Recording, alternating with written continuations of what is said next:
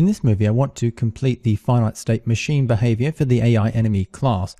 We have now listed all of these states that are possible, and we have a variable to keep track of which state we are in, but of course we haven't created the states themselves and the functionality to choose between them.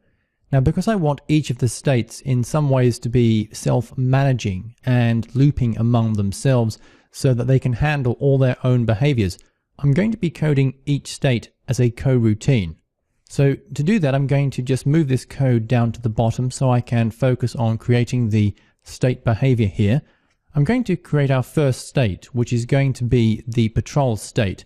So I'm going to choose public IEnumerator, and I will call this state AI patrol, like so.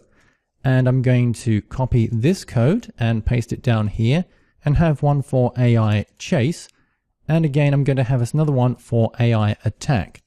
So now we have the basic skeleton for each of the different states.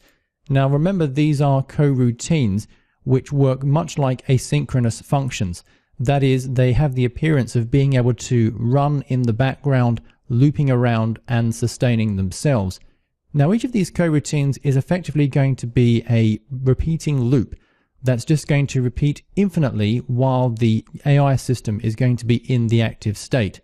So for example, for the AI patrol state, I want to continually loop around while the AI patrol state is active.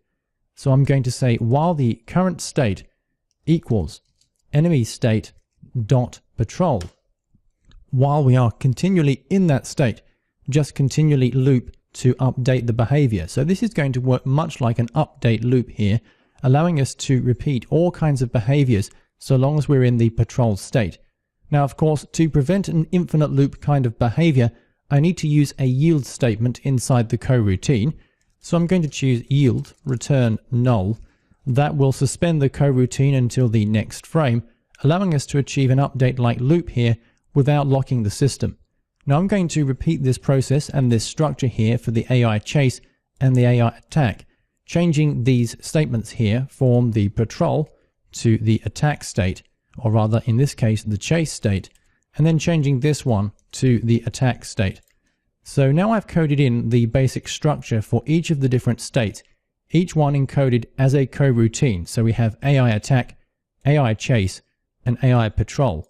Now, of course, when the level begins, we want to activate the AI patrol state, and the AI patrol state is responsible for determining whether or not it should change from the patrol state to a different state like chase.